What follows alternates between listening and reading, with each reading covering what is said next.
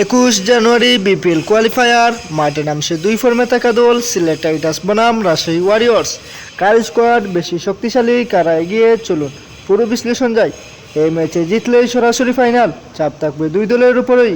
ভুল করার সুযোগ একদমই নেই, অভিজ্ঞ আর স্কোয়াড ব্যালেন্স হবে মূল চাবিকাঠি। তাহলে প্রথমে দেখে নেই রাজশাহী ওয়ারিয়র্স এর বিপক্ষে সিলেট টাইটান্সের শক্তিশালী স্কোয়াড।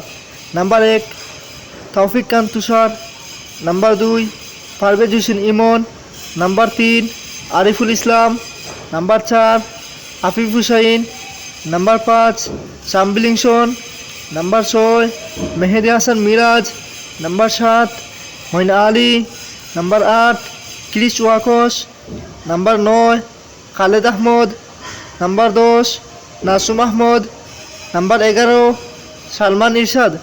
তাহলে এখন দেখে নেই সিলেট টাইটান্সের বিপক্ষে রাজশাহী ওয়ারিয়র্স এর শক্তিশালী স্কোয়াড।